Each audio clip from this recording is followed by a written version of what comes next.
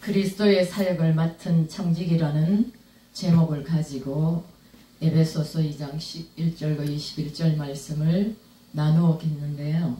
제가 에베소서 1장 1절부터 지금 이제 세 번째 하나님의 말씀을 전하고 있습니다. 네 번째인가요? 그런데 말씀 들어가기 전에 한 가지 예화를 한번 들어보겠습니다. 내가 있는 자리라는 주제로 한신대 학장을 지냈던 고 김종준 목사님이 계셨습니다. 그는 중학교 3학년 때부터 폐결핵이 걸렸어요. 그러면서 연희 전문학교를 졸업하고 일본에 유학하여서 신학부까지 졸업을 했습니다.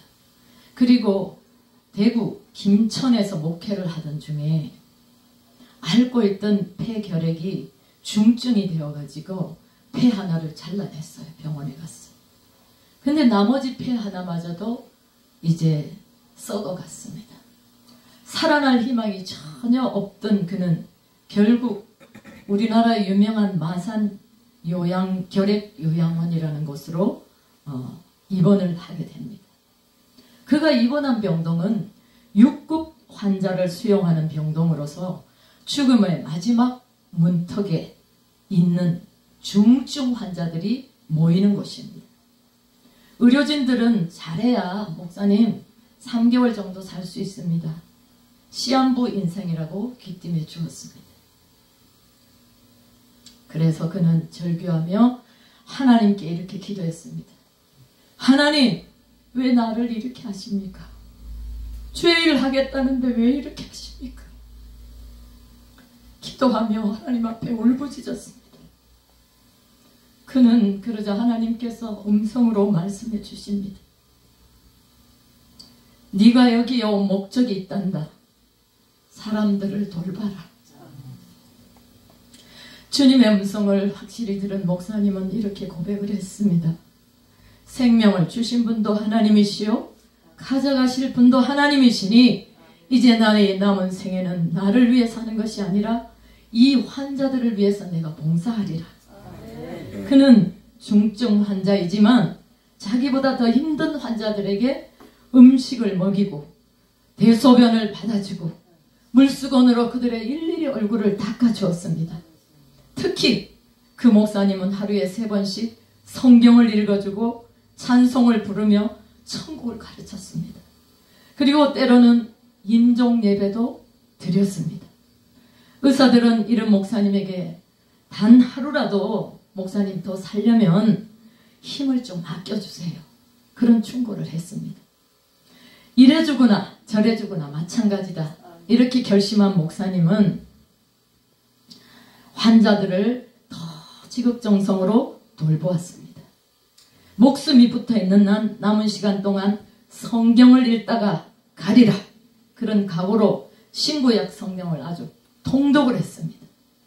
특히 목사님이 좋아하시는 시편 1편에서 150편까지 시편을 전부 암송하셨습니다.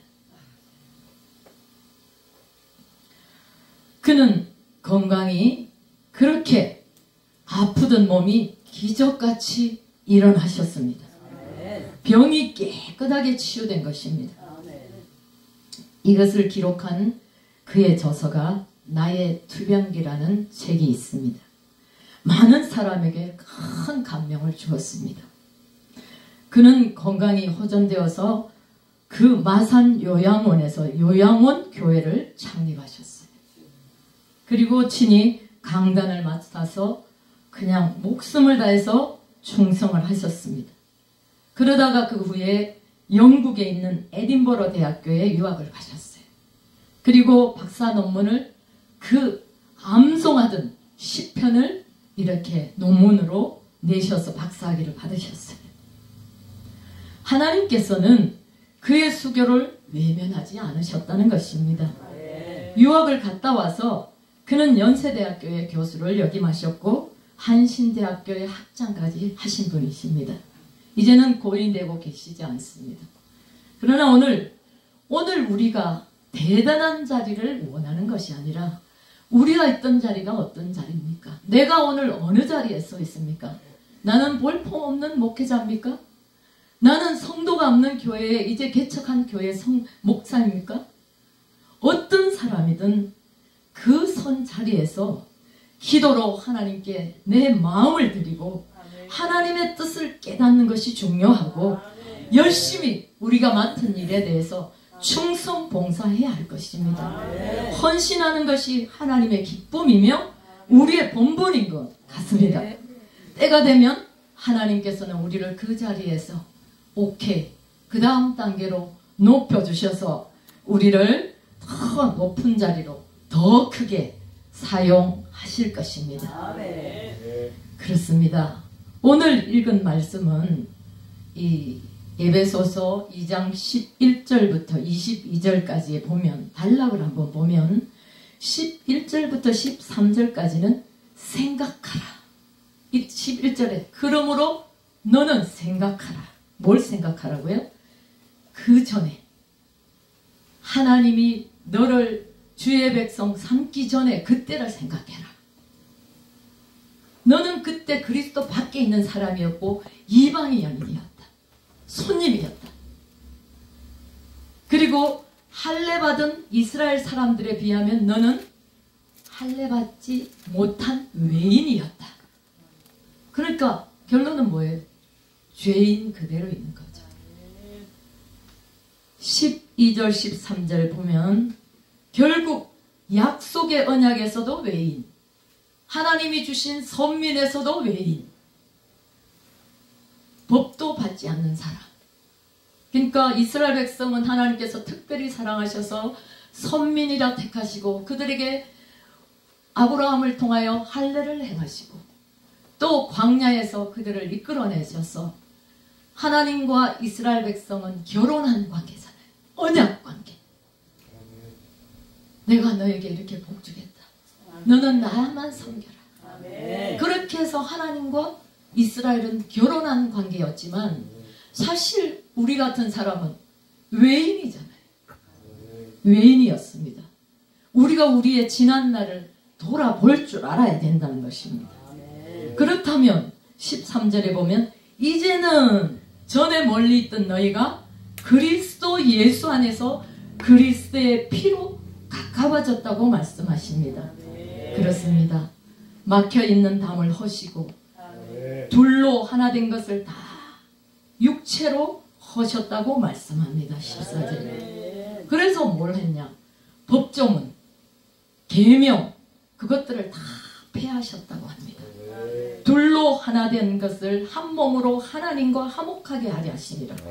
원수된 것을 십자가로 다 없애버렸어요. 소멸시켰다. 그렇습니다. 오늘 예수 그리스도를 믿는 우리들, 이방인으로서 유대인의 그 가지에서 접붙임을 받아서 부러진 가지를 잘라버리고 그곳에다 생명의 가지를 붙여서 우리로 접붙임되게 하셨다는 것입니다.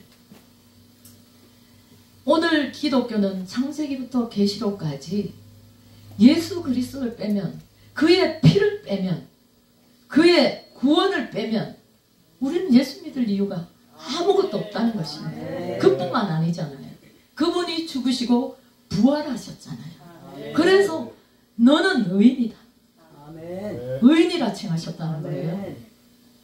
이것 하나만 가지고도 우리는 어떤 삶 가운데 기뻐해야 되고 어떤 삶 가운데도 감사해야 하고 어떤 삶 가운데도 우리는 지치면 안 되는 거예요. 왜? 볼품없는 이방인이요 외인이요 정말 하나님의 법과 무관한 그 사람들을 불러서 이 나라 대한민국을 얼마나 부흥하게 하시고 한국교회를 얼마나 크게 하시고 지금 미국 대통령 트럼프 대통령께서 그나마도 우리 모든 목사님들이 예측하기를 그 대통령이 좋아서가 아니라 그분이 뽑혀서 앞으로 우리나라가 위기 가운데 있는 이 나라가 그 나라가 바로 됨으로 인해서 한국도 희망이 있다고 말씀합니다. 그러나 그 모든 것 하나님이 하신 거죠. 네. 그리고 누군가는 하나님 앞에 바알에게 무릎 꿇지 않는 7,000명을 숨겨놓았듯이 하나님의 의의 백성들이 이 나라를 위하여 기도하고 하나님의 뜻이 이 땅을 통하여 이루어지기를 기도하기 때문인 것입니다. 그래서 사람들은, 믿지 않는 사람들은 예수님을 4대 성인이라 해서 석가, 공자, 소크라테스, 예수님, 그래서 4대 성인이라고 말합니다. 그러나 예수님은 그런 사람처럼 심오한 철학을 말씀하신 것도 아니고 엄청난 말씀을 설파하신 것도 아니에요. 그리고 예수님은 위대한 성인의 삶을 거룩하게 사신 분도 아니에요.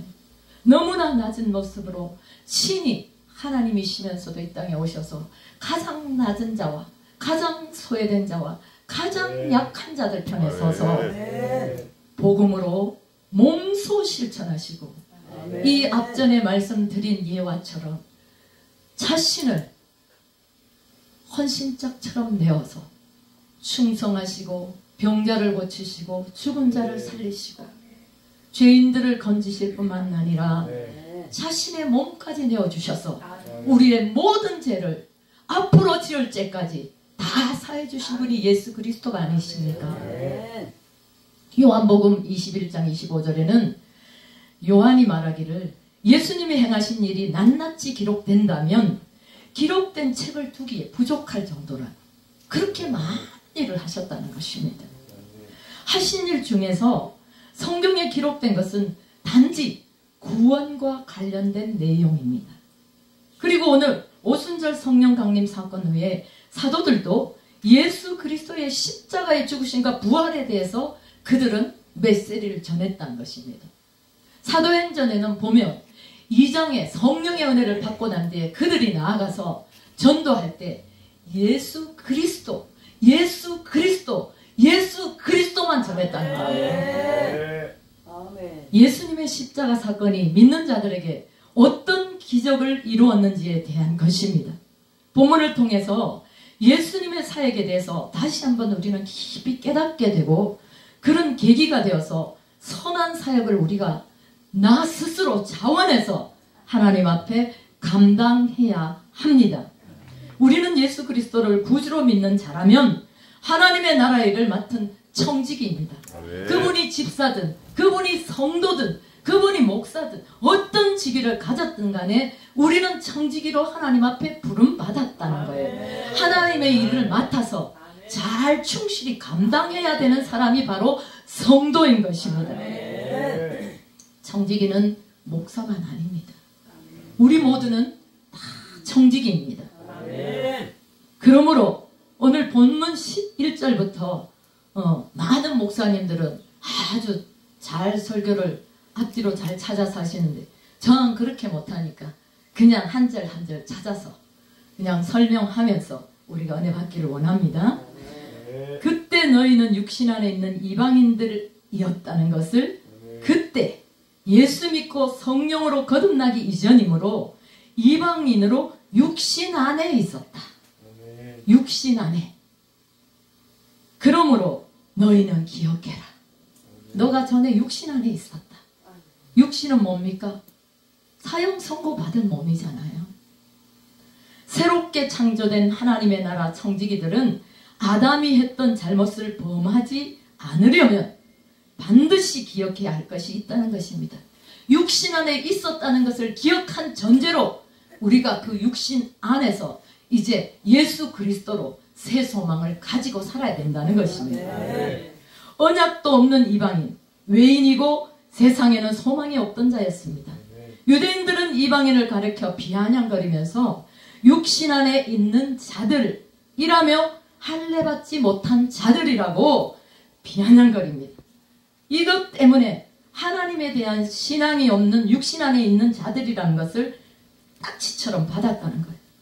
로마서도 보면 로마서가 쓴 배경이 에베소와 로마서서는 바울 서신 중에서 가장 중요한 책이라고 제가 말씀을 드렸는데 로마서의 배경은 이 로마에 있는 유대인 그리스도인과 그곳의 헬라인 그리스도인과 종과 그런 사람들이 모여서 교회 안에서 자꾸만 파벌이 일어나는 겁니다.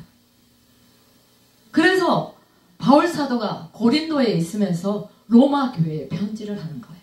지금 빨리 갈 수는 없으니 편지를 쓴 겁니다.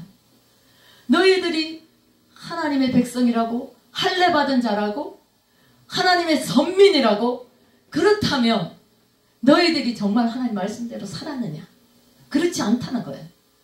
겉으로는 할례 받았고 겉으로는 율법을 지키는 자라고 그렇게 의시되지만 할례 받지 못한 외인이나 할례 받은 사람이나 똑같다는 거예요. 왜? 말씀을 따라 살지 않으면 똑같은 거예요. 우리가 다 여기에 모여서 하나님 앞에 예배합니다. 오늘 대표장도 말씀하셨지만 다 같이 찬송합니다.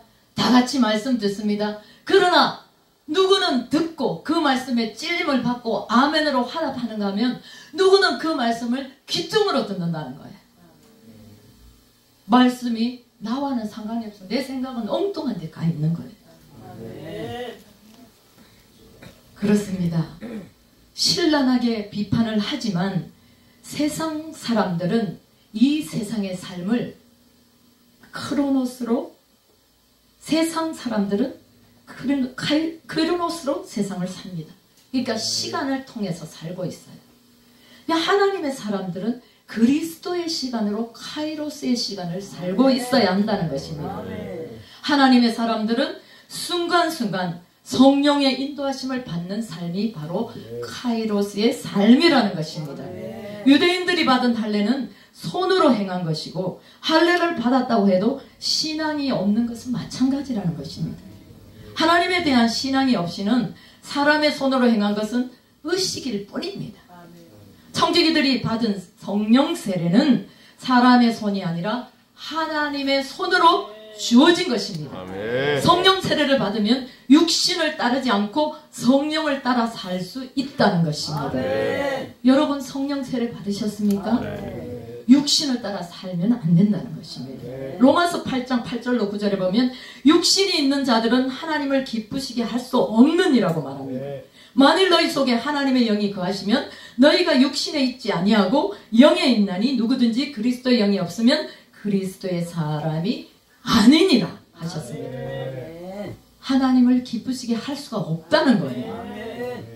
하나님의 사람들은 순간순간 성령의 인도하심을 받는 삶을 살지만 이방인은 그런 삶을 살지 못합니다. 이유는 그리스도가 그 속에 없기 때문입니다. 그리스도의 피로 가까워진 우리들은 하나님이 아브라함에게 주셨던 약속의 언약들, 그 언약이란 서로 간에 협정을 맺는 것입니다. 그런데 하나님께서는 아브라함에게 찾아오셔서 일방적으로 언약을 선포하십니다. 내가 너하고 언약을 맺겠다고.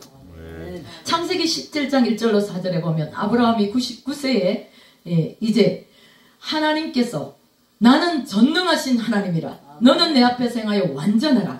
내가 내 언약을 나와 너 사이에 세워 너로 심히 번성하게 하리라 하시니 아브라함이 엎드렸더니 하나님이 또 그에게 일러 가라사대 내가 너와 내 언약을 세우니 너는 열국의 아비가 될지라. 그렇게 말씀하셨습니다. 아브라함은 아무 소리도 못하고 그냥 받아들이는 거예요. 하나님은 아브라함과 세운 언약에 열국의 아비가 될 것이라는 약속을 하셨는데 열국을 하나님 나라로 만드는 자가 바로 열국의 아비인 것입니다. 아멘. 예수를 믿더라도 하나님 나라의 창지가 되지 않으면 하나님이 아브라함과 언약으로 맺은 약속과는 전혀 관계가 없다는 것입니다. 세상 안에서 소망이 없고 하나님이 없는 자들은 아브라함과 맺은 언약과 상관이 없는 자들은 이 땅에서 하나님 나라의 소망을 갖지 못합니다. 왜냐하면 그들 속에 하나님이 계시지 않기 때문입니다. 믿노라하고도 세상과 욕심으로 사로잡혀서 살며 육신의 삶에 무엇을 먹을까, 무엇을 좀 더 가질까, 무엇을 좀 더 누릴까 한다고 한다면 아직도 육신에 속한 자일 따름입니다. 바울은 하나님이 없는 자들은 이 땅에 하나님 나라를 이루려는 소망이 없다고 단호히 말하고 있습니다. 그러므로 청지기에게는 그리스도 안에 있는 것, 이것이 매우 중요한 것이라는 것입니다. 첫 번째, 교회가 하나 되어야 합니다. 성도라면 13절에 서로 가까워져야 합니다.